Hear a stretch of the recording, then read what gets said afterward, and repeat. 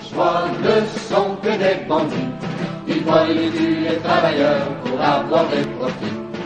Mais unis comme dans une grande armée, nous écrasons la bourgeoisie, rien ne peut nous arrêter.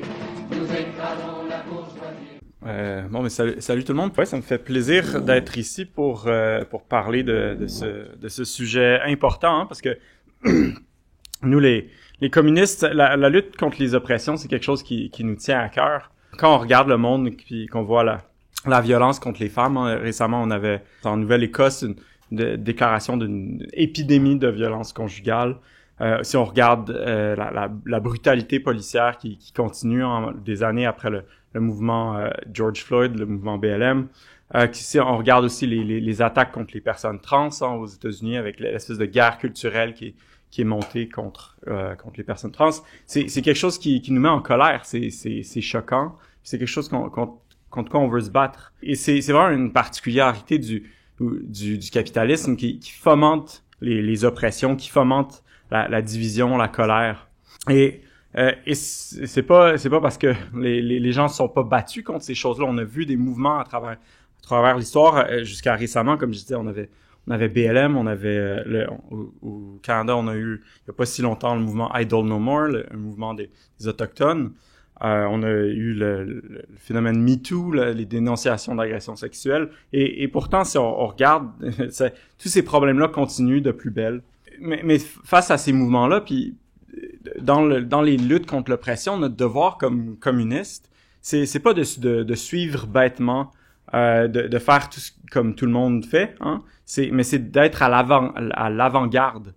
Je pense dans le manifeste du Parti communiste, Marx parle d'être la section la plus avancée de la classe ouvrière. Donc notre tâche est de pointer dans la bonne direction, de pointer les mouvements contre l'oppression dans la bonne direction. Ça veut dire aussi de pas cacher nos critiques quand le mouvement est amené dans la mauvaise direction. Les luttes contre l'oppression et en fait la gauche en général dans les dernières années est allée dans une direction terrible, il faut le dire. Il faut le dire ouvertement, dénoncer je pense l'échec des politiques identitaires qui ont été ce qu'on peut appeler les politiques identitaires qui ont été vraiment un poison pour la gauche. Hein. Puis une organisation après l'autre, faut le reconnaître, c'est fait empoisonner, se sont détruites et se sont effondrées après avoir adopté ces politiques qui sont un échec, ou après avoir fait des concessions envers ces politiques. Nous, notre international, on a mené une campagne, une lutte intransigeante contre ces idées-là depuis le début. Hein. Et c'est crucial que chaque communiste comprenne cette question et ne fasse aucune concession aux politiques identitaires.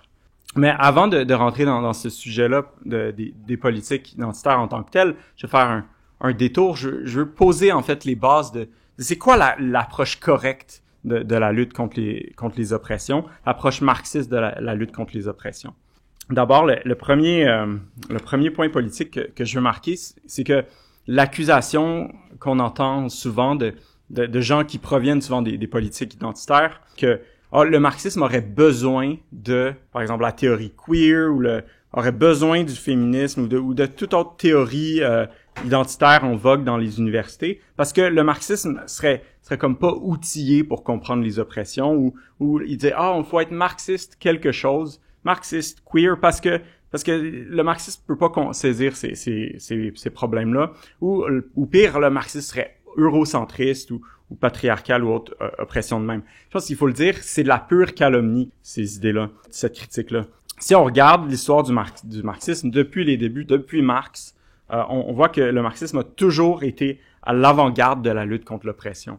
Je pourrais vous faire une liste longue, mais ça serait un peu plate, mais juste vous donner quelques exemples. Dès les écrits de jeunesse de Marx, on voit une préoccupation pour ce qu'il appelle, par exemple dans La Sainte Famille, il va dénoncer ce qu'il appelle l'inhumanité de la condition universelle de la femme dans la société actuelle. La pensée marxiste sur cette question-là va être développée pour expliquer l'oppression des femmes. Par exemple, ça va être développé par le marxiste Auguste Bebel dans Femmes et socialistes, et puis plus tard dans L'origine de la famille, de la propriété privée, de l'État, de Engels, des livres que on n'a pas Femmes et socialistes, mais on a L'origine de la famille que je vous invite fortement à vous procurer. C'est un livre fondamentale.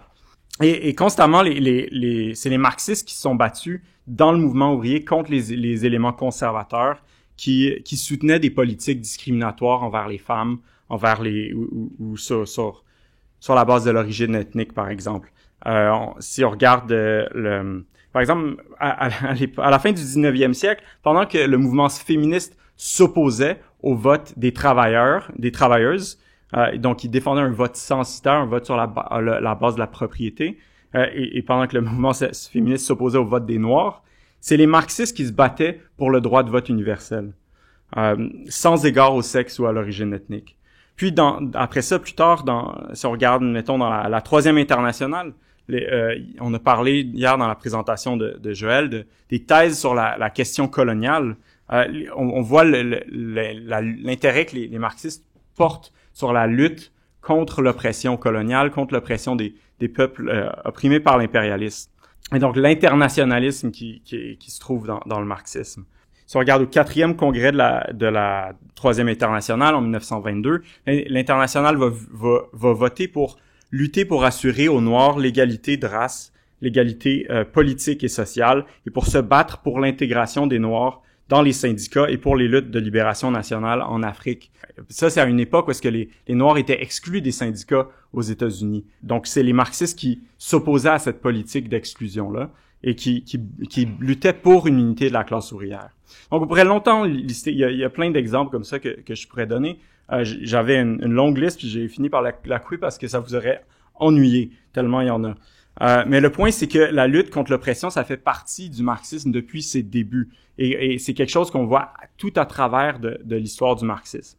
Ensuite, l'autre point que je veux faire, c'est que c'est pas un addon, c'est pas un hasard que le marxisme se batte depuis ses débuts contre l'oppression. Puis non, c'est pas non plus une question morale, c'est pas que nous, les marxistes, on est des meilleures personnes, on est élevés dans notre âme, on est donc généreux, gentils, puis ouverts d'esprit. C'est pas ça le point. Puis ça, en fait, ça c'est quelque chose qu'on voit dans les politiques identitaires, c'est souvent présenté comme une question morale. Il faut être une bonne personne, il faut pas être raciste. Mais c'est pas ça le point. C'est que pour nous, c'est pour des raisons politiques qu'on se bat contre l'oppression. La lutte contre les oppressions est essentielle à la lutte contre le communisme. Et puis c'est pas un hasard, on a marqué plusieurs fois ce point-là dans les discussions. On a plusieurs fois cité le manifeste du Parti communiste qui dit « Prolétaires de tous les pays, unissez-vous ». C'est pas pour rien que le manifeste du Parti communiste finit sur ces mots-là. C'est que la force des travailleurs, elle réside dans deux choses. Elle réside premièrement dans le fait que c'est eux qui activent les moyens de production, mais deuxièmement, c'est dans leur nombre, dans le fait qu'ils sont plus nombreux que les capitalistes. Et sans l'unité, les travailleurs perdent ce qui fait leur force. Les capitalistes, ils se maintiennent pas au pouvoir simplement par la force. Si c'était le cas, ça ferait longtemps qu'ils auraient été renversés. En fait, on l'a vu plein de fois dans l'histoire, quand les masses sont unies et décidées de renverser la classe dirigeante, la police, l'armée, est incapable de faire quoi que ce soit, balayée par les marées humaines. La classe dirigeante se maintient au pouvoir par des moyens politiques, par la propagande, par la corruption des dirigeants du mouvement ouvrier, mais aussi par la division des travailleurs. Et puis ça, c'est très important et c'est quelque chose qu'on voit constamment dans l'histoire. La bourgeoisie utilise le poison du racisme, du sexisme, de l'homophobie et toutes les autres pour détourner l'attention de ses propres fautes. Juste récemment au Québec, regardez puis au Canada, regardez comment ils ont utilisé l'immigration comme un bouc émissaire pour la crise du logement, une crise du logement qu'ils ont fomentée qui existe depuis bien avant qu'il y ait une vague d'immigration dans les 4 dernières années. Ou regardez comment dans l'histoire, on peut voir constamment quand il y a des révolutions, la classe dirigeante va se mettre à utiliser le poison du racisme pour diviser les travailleurs. Pendant la révolution russe, l'antisémitisme était utilisé contre les bolcheviks en disant le communisme, le bolchevisme, c'est un complot juif, par exemple. C'est un truc qu'on voit constamment. Et c'est une tactique vieille comme le monde, c'est diviser pour mieux régner. Alors pour nous, la solidarité avec les opprimés, c'est pas un beau principe, c'est une nécessité. Quand certaines catégories de travailleurs ont moins de droits ou sont pris avec des problèmes, par exemple, des problèmes personnels en raison de leur oppression, ça réduit leur capacité à participer à la lutte politique. Ça affaiblit notre classe au complet. Si, par exemple, pour vous donner un exemple très simple, Sur un piquet de grève, si un collègue est raciste avec un autre, c'est mon problème parce que ça affaiblit le piquet de grève au grand complet. Ça affaiblit la lutte de la classe. Donc le sexisme, le racisme, l'homophobie, tout ça, c'est des poisons qui démoralisent, qui démobilisent nos camarades de lutte. Et inversement, quand les travailleurs opprimés obtiennent une victoire, ça renforce toute la classe. Les garderies à 5 $ par exemple, ça libère les travailleuses de cette charge domestique. Ça leur permet de participer à la vie politique. Ça renforce donc la classe ouvrière au grand complet. Un autre élément, c'est que la classe dirigeante se sert des groupes opprimés pour faire pression à la baisse sur les conditions de travail des autres travailleurs. Par exemple, quand les femmes sont entrées commençaient à entrer dans les usines au 19e siècle, elles servaient de cheap labor. Et c'était une menace qui était brandie par les capitalistes contre les travailleurs masculins. Pour dire, si vous acceptez pas de baisser votre salaire, on va vous remplacer par des travailleuses. Et la réponse, il faut le dire, des syndicalistes anglais, par exemple, ou de beaucoup de syndicalistes, c'était la même chose, par exemple, aux États-Unis avec l'immigration chinoise et japonaise qui était utilisée comme cheap labor. Mais la réponse des bureaucraties conservatrices, par exemple, c'était de dire non mais alors il faut demander l'exclusion des femmes. Oui, il faut refuser l'immigration japonaise, chinoise, tout ça. Mais les marxistes, au contraire, disaient plutôt non, la réponse correcte, c'est de se battre pour augmenter les salaires des femmes, pour augmenter les salaires des travailleurs noirs et japonais, chinois, tout ça. Pour atteindre le même niveau, il faut les intégrer dans les syndicats, dans nos luttes, pour empêcher l'utilisation de ces travailleurs-là comme pression à la baisse sur les salaires des autres travailleurs. Mais ça me mène à un autre aspect de l'approche marxiste de la lutte contre les oppressions. C'est que c'est dans ces luttes-là contre les oppressions qu'on va commencer à s'en débarrasser. En fait, c'est dans la lutte révolutionnaire, qu'on va pouvoir commencer à s'en débarrasser de ces oppressions-là. Et des fois, ça peut sonner un peu fleuri comme façon de oui, on va tous venir ensemble puis s'unir puis ça va être beau. Mais au contraire, c'est la seule approche réaliste. Parce que comment on parle de mettre fin au racisme, au sexisme dans le discours mainstream et dans le discours des politiques identitaires, quand même, ils admettent la possibilité de mettre fin au racisme et au sexisme. Il faut changer les mentalités. C'est toujours ça. Il faut changer les mentalités. Il faut faire de la sensibilisation, éduquer les gens, tout ça.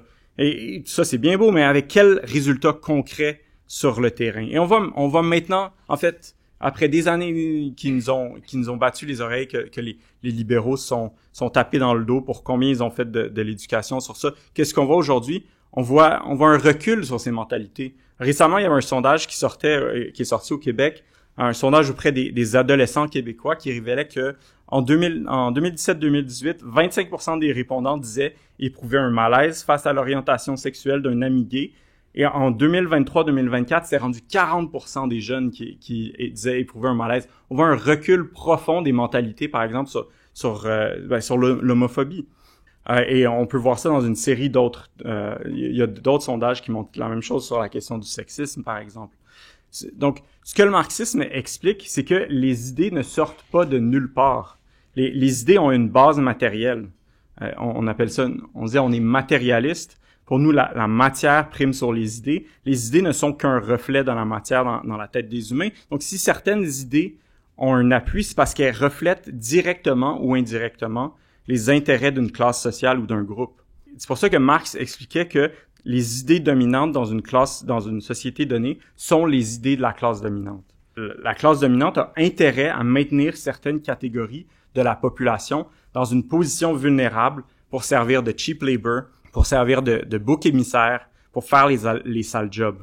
Et en retour, ce qui arrive, c'est que la position d'infériorité de ces groupes-là, le fait qu'ils soient plus pauvres, le fait qu'ils soient marginalisés, ça vient justifier en apparence, ça vient confirmer les préjugés racistes, sexistes à leur égard. Et donc, les idées ne sortent pas de nulle part. Pour pouvoir changer les mentalités, il faut d'abord changer la société, changer la base matérielle sur laquelle elle repose. Et cette base matérielle, c'est le capitalisme et la société de classe. Le capitalisme, c'est un système par lequel on a un petit groupe de capitalistes qui exploitent une majorité de travailleurs qui sont maintenus dans la pauvreté, dans la faim, la misère, dans le manque. Et la misère, c'est un terreau fertile pour les idées les plus rétrogrades. Quand il règne le manque, la pénurie, la faim, chacun se bat pour une plus grande part des miettes.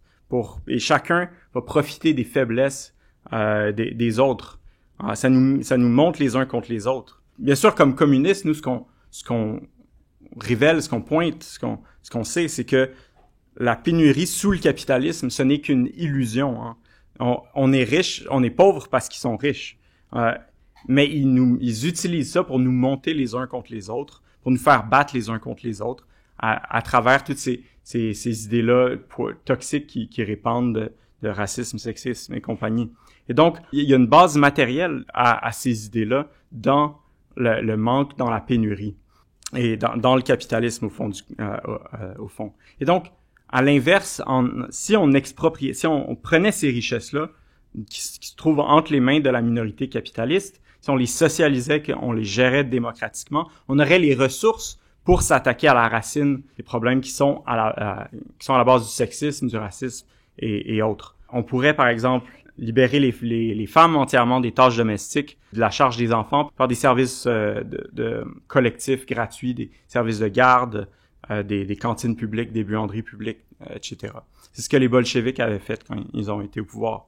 En remettant sur pied nos services de santé, en réinvestissant, en rendant vraiment public et gratuit, on pourrait offrir des services de santé à tout le monde, des services de santé reproductive, l'avortement sans barrière, des services de transition de genre, par exemple, etc. Aussi, on pourrait offrir des logements à tout le monde, hein, si on avait les ressources pour ça, si on les prenait entre les mains des capitalistes.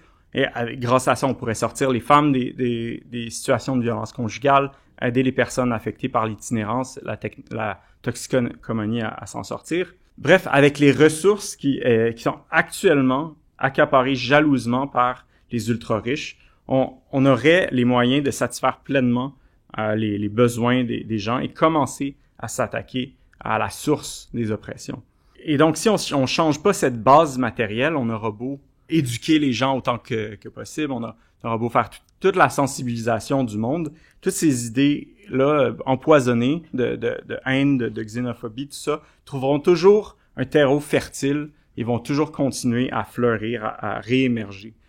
Marx disait, quand règne la pénurie ou quelque chose comme ça, la vieille crasse remonte à la surface. Mais ça veut pas dire que, donc, on est en train de dire aux personnes opprimées de prendre patience et d'attendre le socialisme. C'est pas ça l'idée. C'est là que j'en reviens à ce que je disais, que c'est dans la lutte révolutionnaire qu'on va pouvoir commencer à se débarrasser des oppressions. La nécessité de l'unité apparaît par elle-même dans la lutte contre le capitalisme, dans la lutte pour des améliorations directes pour les travailleurs et les opprimés. Ainsi, la base matérielle de l'oppression en prend un coup. Sur les barricades, sur les piquets de grève dans une manifestation, tu peux pas être discriminatoire, oppressif envers tes propres camarades, tu es en train de te tirer dans le pied. Et donc, il devient très clair quel est l'ennemi. L'ennemi, il est de l'autre côté de la barricade. Les personnes avec des préjugés se voient alors forcées de les laisser de côté. Et on a vu ça plein de fois à travers l'histoire, dans les révolutions. C'est pas pour rien que c'est dans des pays comme la Russie ou la Chine. En Chine, avant la révolution chinoise, ils avaient encore la pratique de bander les pieds des femmes pour les empêcher de sortir de la maison. Et imaginez à quel point c'est oppressif. Pourtant, c'est dans des pays comme ça que les droits des femmes ont fait des bonds massifs, ont dépassé les droits des femmes dans les pays occidentaux. Parce que ces pays-là ont mené des luttes révolutionnaires réussies, massives.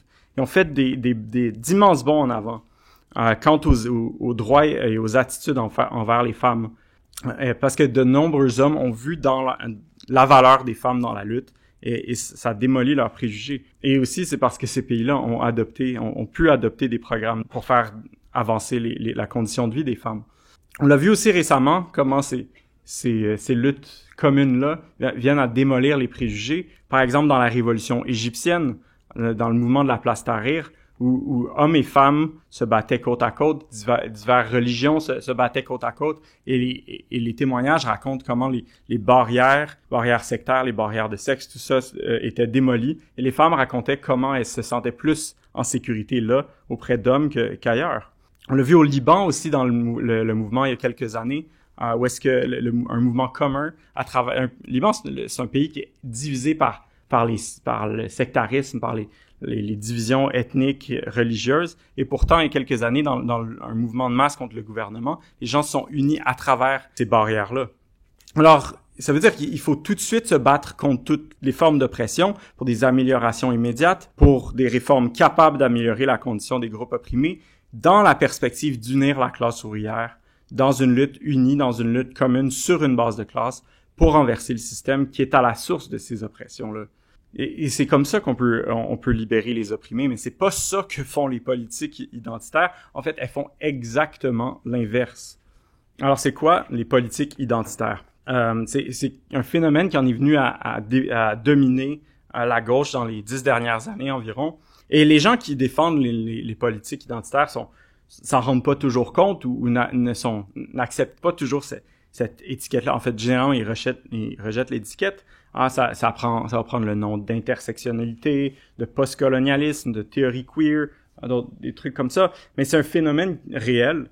Et s'il fallait essayer de donner une définition succincte à ce phénomène-là qui est quand même flou, on pourrait dire que c'est une approche de la lutte contre l'oppression qui a des racines dans la philosophie postmoderne, qui est axée sur l'identité des individus et qui tend à diviser les luttes sur des lignes identitaires toujours plus petites. Et on a vu comment les politiques identitaires se sont emparées de la question du racisme, du sexisme, et les ont transformées en des questions d'identité individuelle et de morale individuelle, vraiment. Selon les politiques identitaires, si tu prends différentes personnes de différentes origines ethniques, de différents sexes ou genres, de différentes orientations sexuelles, notre expérience de vie est fondamentalement différente et on peut pas se comprendre les uns les autres, essentiellement. Ça finit toujours par ça. Et tout ce qu'on peut faire, c'est juste reconnaître ces différences-là, faire une déclaration que tu reconnais que t'es blanc et que donc t'es différent ou que etc. Et ça amène à prescrire une série de comportements, une sorte de guide d'éthique qui fait de soi un bon allié, par exemple. Avec des bons comportements à adopter, il faut que tu checkes ton privilege, comme on dit. Il faut que tu fasses une reconnaissance de territoire, tout ça. Il faut que tu choisisses les bons faut que tu saches c'est quoi les bons mots à utiliser. Gare à toi si tu n'utilises pas le mot qui est à la mode en ce moment. Et ça prescrit aussi qui a le droit de dire quoi sur quel sujet. L'attitude, c'est chacun s'occupe de ses propres oignons. Stay in your lane, qu'ils appellent en anglais. Si t'es blanc, t'as pas le droit de parler de racisme, etc., etc. Et donc, le but des politiques identitaires, c'est pas d'atteindre des gains pour des opprimés au bout du compte. En pratique, ce qu'on voit, c'est que ce que ça a donné, c'est que c'est devenu une façon pour des éléments radicaux, entre guillemets, pour l'enregistrement, des éléments radicaux qui, il faut dire, sont souvent issus de la bourgeoisie ou de la petite bourgeoisie. Puis ça leur fait un petit coton, ça leur fait un petit sucre, ça leur permet de se sentir progressistes, de se donner des airs radicaux, des airs antisexistes, antiracistes, tout en défendant en pratique un programme entièrement libéral, entièrement mou, incapable de libérer les opprimés. Et le capitalisme, en fait, a pleinement absorbé les politiques identitaires au sein de ses institutions. On a vu une véritable industrie des politiques identitaires émerger. Où est-ce qu'on a des spécialistes qui se font embaucher par les entreprises, qui font carrière à donner des formations aux employés des entreprises sur comment ne pas être raciste. Je suis certain qu'il y a des gens ici qui ont déjà connu ça. Et au bout du compte, c'est des formations absolument vides que personne aime et qui n'apprend rien à personne. Et c'est une industrie très lucrative. On a l'autrice Robin DiAngelo qui a écrit White Fragility, qui est maintenant millionnaire et qui donne des conférences ou des formations pour des dizaines de milliers de dollars à chaque fois. C'est vraiment devenu une industrie qui n'a absolument rien fait pour libérer les opprimés. Et bien sûr, il y a une raison pour laquelle ces politiques identitaires-là ont pris racine, sont devenus populaires. Ça repose sur une certaine vérité, sur un sentiment honnête chez bien des opprimés. On peut comprendre, par exemple, les Noirs d'en avoir eu assez, d'entendre des Blancs qui prennent la parole pour minimiser le racisme ou qui parlent à travers leur chapeau. C'est tout à fait compréhensible. Et il est certain que, comme personnes qui appartiennent à des groupes non opprimés ou à un groupe non opprimé donné. Il faut avoir de l'humilité, il faut avoir de l'écoute. C'est tout à fait clair. Mais les politiques identitaires vont beaucoup plus loin que ça. Elles en viennent essentiellement à dire que l'identité de la personne est plus importante que ce qu'elle a à dire, et elles rejettent même la possibilité de se comprendre et entre différents groupes et de mener une lutte unie. Et donc ils en viennent à parler juste d'alliés. On est des alliés, c'est-à-dire je suis là en charité avec toi. Ça c'est pas mon problème, mais je vais le faire parce que je suis tellement une bonne personne que je vais venir t'aider. C'est ça au bout de ce qu'elle présente. Mais comme j'ai dit au début, pour nous on n'est pas des alliés. Pour nous c'est la solidarité. Si c'est ton problème, c'est mon problème. Si t'es opprimé, c'est moi qui est opprimé parce que si t'es opprimé, ça me nuit à moi en tant que travailleur. Mais la seule possibilité pour être en solidarité, pour avoir cette solidarité-là à travers les différents groupes opprimés ou les groupes opprimés et les non opprimés, c'est sur la base de la classe. C'est là que réside la solidarité possible. Et ça mène à un autre aspect des politiques identitaires qui est qu'elles sont totalement individualistes et vides de perspectives de classe. Les politiques identitaires vont toujours parler de privilèges, de pénalités ou d'oppression, mais ils vont parler souvent de privilèges et de pénalités. Et quand ils parlent de classe, c'est toujours simplement un privilège ou une oppression comme une autre. T'es noir, t'es ouvrier, t'es blanc, tout ça. C'est ton identité personnelle. Et ils vont parler de classisme comme ils vont parler de racisme. T'es discriminé en tant qu'ouvrier, t'es discriminé en tant que noir. C'est la même chose. Ça devient, c'est ça, comme je disais, un aspect de l'identité des individus. Et c'est vraiment une façon absolument individualiste de voir la question. C'est une façon individualiste de voir les luttes. Pour nous, les marxistes, la classe, c'est pas la classe d'un individu donné qui compte, peu importe l'individu. Ce qui compte, c'est mener des luttes collectives sur une base de classe. C'est là-dessus qu'on met l'emphase. On s'intéresse peu à savoir c'est quoi toi ton identité personnelle. Non seulement ça, mais cette façon de présenter la classe, ça cache le fait que en fait la classe est déterminante. On entend souvent l'inverse, on entend dire vous les marxistes, vous êtes des réductionnistes de classe. Pour vous, seule la classe sociale compte. Évidemment, tout ce que je viens de dire montre bien que c'est faux. Pour nous, c'est important de se battre contre les oppressions. On se préoccupe de cette question-là. C'est fondamental à notre lutte. Mais pour nous, les intérêts de classe, en dernière analyse, vont toujours prendre le dessus sur l'identité individuelle. C'est-à-dire qu'au sein même des différents groupes opprimés se trouvent des gens qui ont des intérêts de classe fondamentalement opposés. Les Noirs ne sont pas juste noirs, ils sont de différentes classes sociales et il y a des intérêts matériels opposés au sein des différents groupes opprimés. Puis, si on prend une question comme l'égalité salariale, c'est fondamentalement contraire aux intérêts des femmes bourgeoises parce que ça vient couper dans leurs profits. Elles n'ont pas intérêt à payer les femmes plus chères. Elles ont intérêt, au contraire, à maintenir l'oppression des travailleuses, à les maintenir dans la pauvreté. Alors que si on regarde l'inverse, si on regarde les travailleurs, tous les travailleurs de différents groupes ont objectivement tous les mêmes intérêts.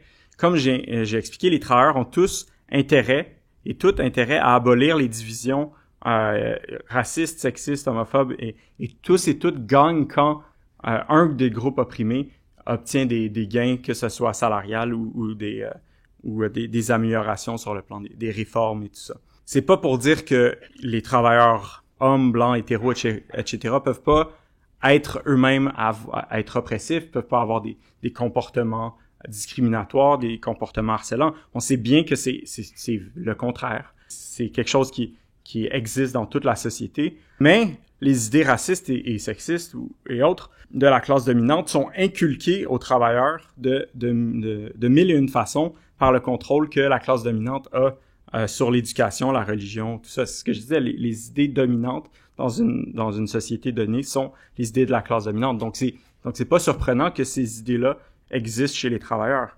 Mais ça veut dire, le point que je fais sur le fait que les travailleurs ont tous et toutes objectivement les mêmes intérêts, ça veut dire que c'est pas une fatalité que les travailleurs aient des comportements ou des attitudes discriminatoires.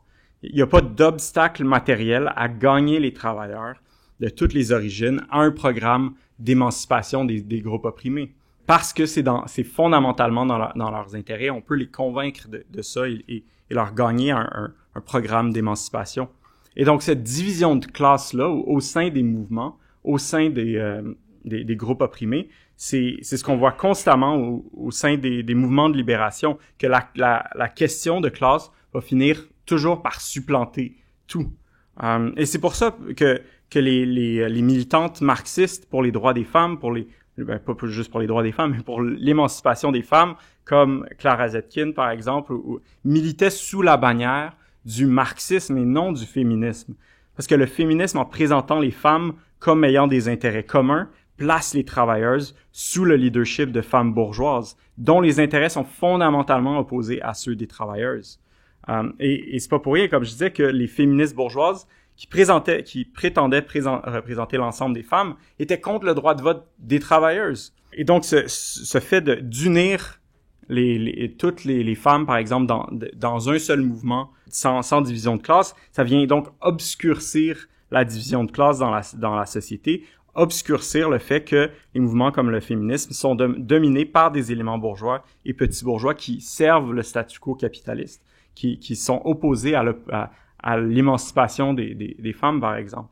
Et c'est la même chose si on prend des mouvements comme le mouvement d'émancipation des Noirs, ou sur toutes les questions nationales. On a parlé hier, par exemple, de la question de la Palestine. On a parlé longtemps de comment cette capitulation au nationalisme arabe et au nationalisme palestinien a été un cimetière pour le mouvement pour la libération de la Palestine. Et donc, à l'inverse, plutôt que de nous unir sur une base de classe, les politiques identitaires nous divisent sur des bases sur des lignes identitaires. Et elles sèment la méfiance entre les travailleurs des différentes couches d'opprimés. Et elles affirment qu'on peut pas se comprendre les uns les autres entre travailleurs de différentes origines.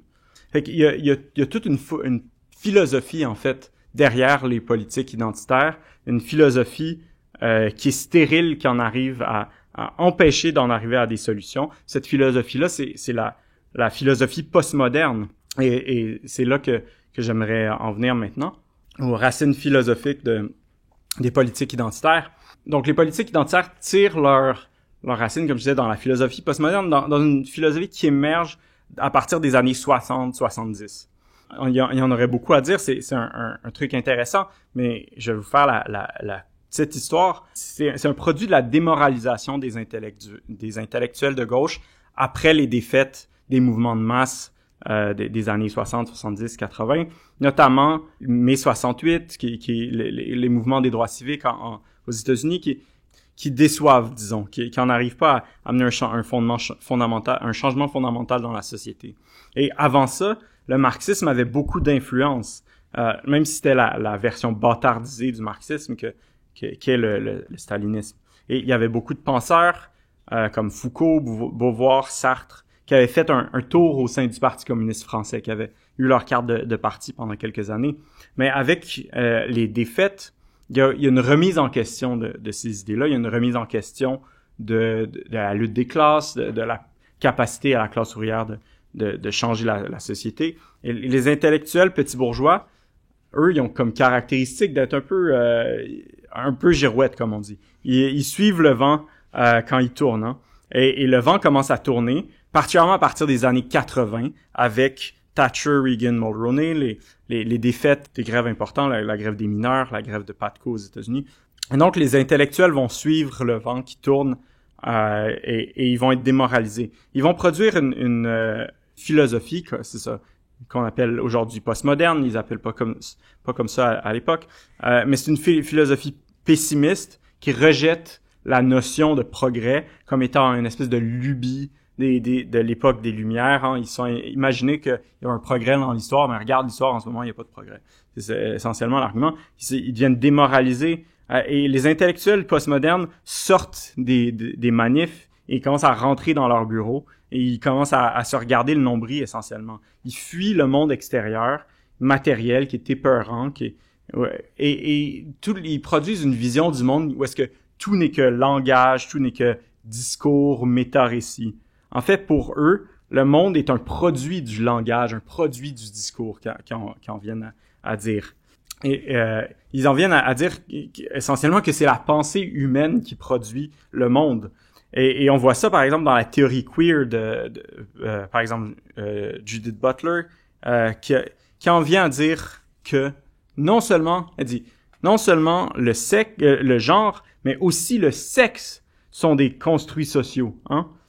La division mâle-femelle n'est qu'un produit du discours. C'est la pensée humaine essentiellement qui produit la division sexuelle mâle-femelle. C'est ça qu'on voit dans la théorie queer. Et on doit dire que c'est de la pensée magique. Comme marxiste, on appelle ça, c'est de l'idéalisme.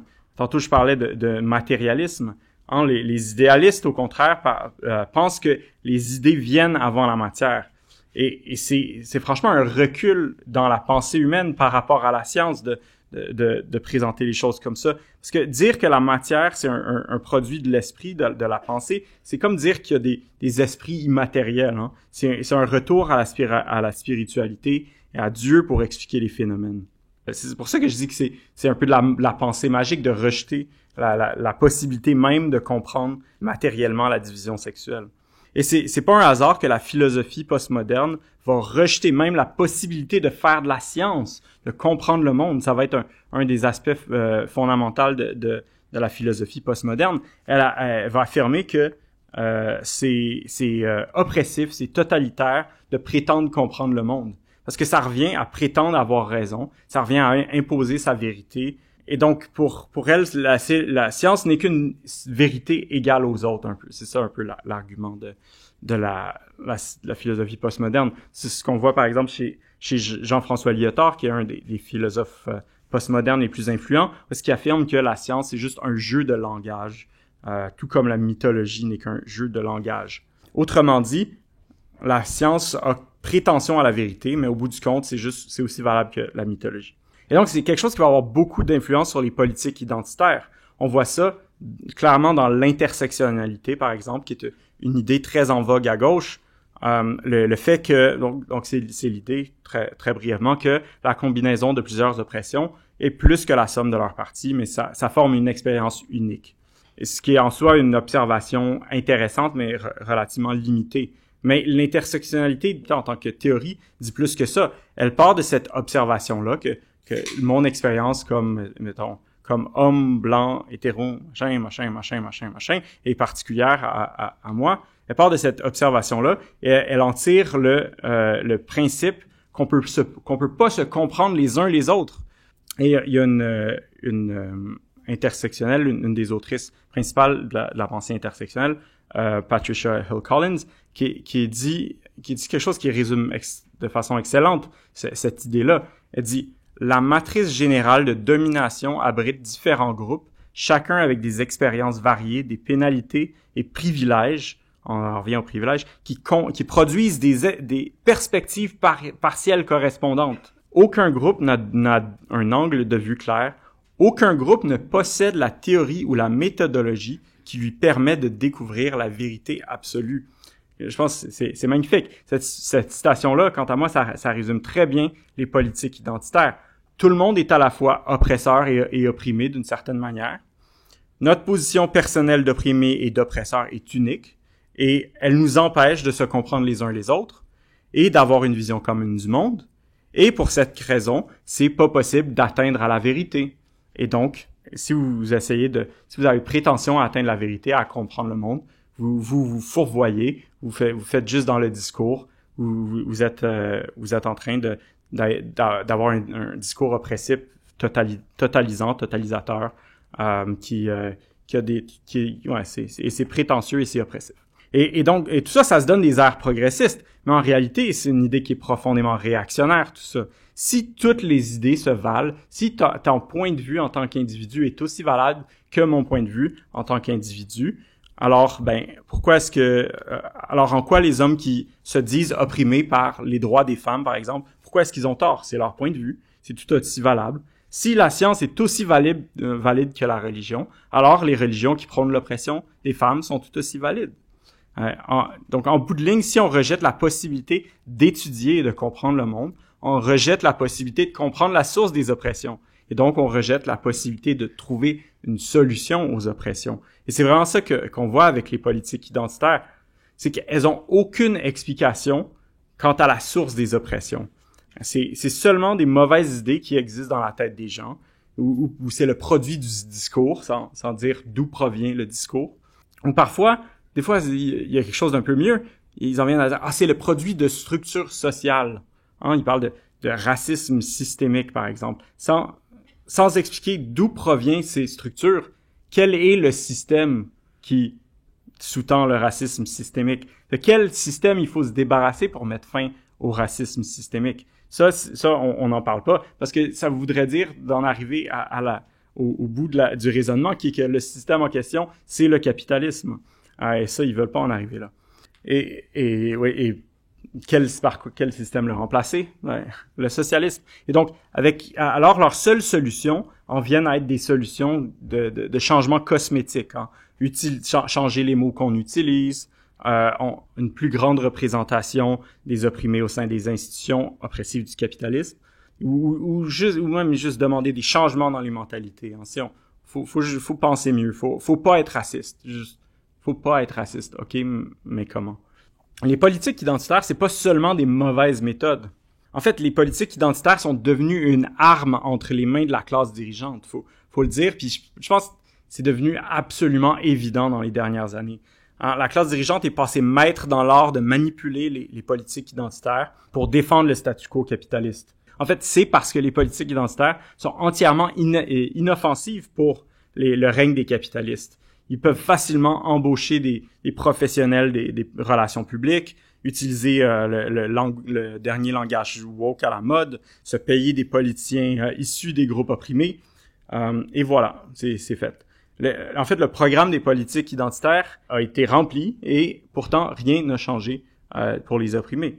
On a vu ça, par exemple, dans la course à la chefferie du Parti démocrate, quand tout l'establishment démocrate s'est mis à utiliser des arguments féministes, à lancer des attaques contre Bernie Sanders.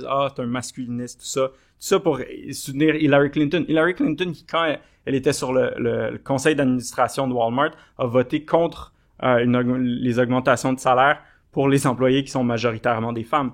Cette grande féministe Hillary Clinton. Et on a vu ça, la même chose, comment ils ont tout misé sur l'identité de Kamala Harris, alors qu'elle continuait d'appuyer le génocide des Palestiniens. Mais ça, je pense que beaucoup de gens le voient, cette hypocrisie-là. Et c'est assez facile à dire à gauche. Mais il y a plus que ça. Je veux insister ici, il y a beaucoup de gens à gauche qui reconnaissent bien que l'establishment libéral, que les riches et puissants ont manipulé les politiques identitaires à leur propre main, leur propre fin. Mais ce qu'ils voient pas, c'est qu'il y a un phénomène beaucoup plus insidieux qui ravage la gauche depuis des années, où est-ce qu'on a des saboteurs, littéralement des saboteurs libéraux, des agents de la bureaucratie syndicale conservatrice qui sont constamment en train de coopter les mouvements, les saboter, les diriger dans des canaux sûrs pour le capitalisme.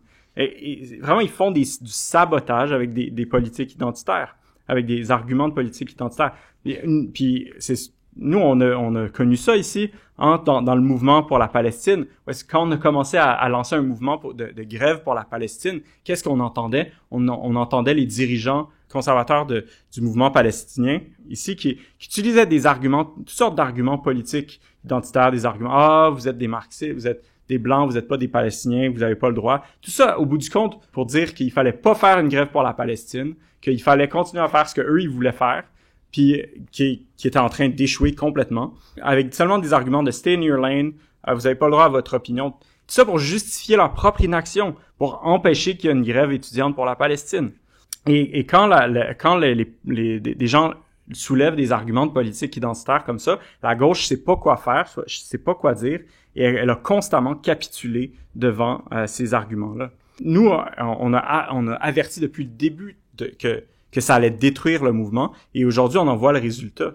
alors qu'un mouvement après l'autre dans les dernières années s'est divisé sur des lignes identitaires toujours plus petites, toujours plus impuissantes, et une organisation d'extrême gauche après l'autre, un mouvement d'extrême gauche après l'autre, s'est auto-détruit dans des récriminations mutuelles. Et donc, les politiques identitaires n'ont fait aucunement avancer la condition des personnes opprimées aujourd'hui.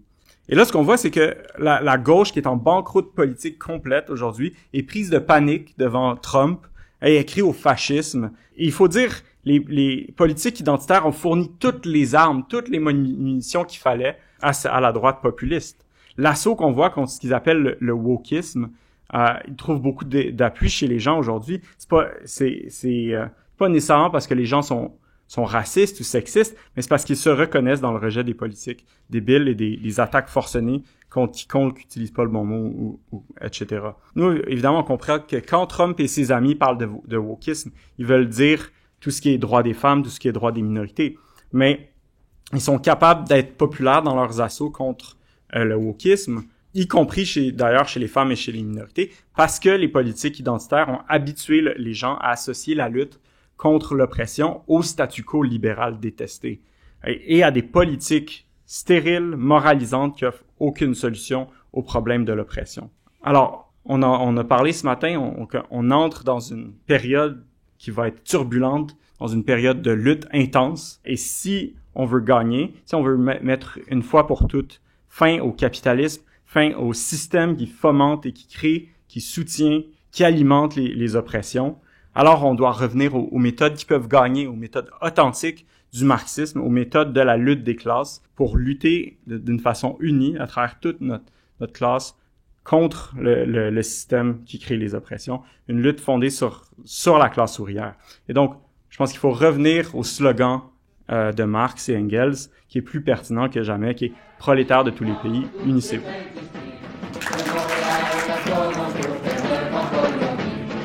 Notre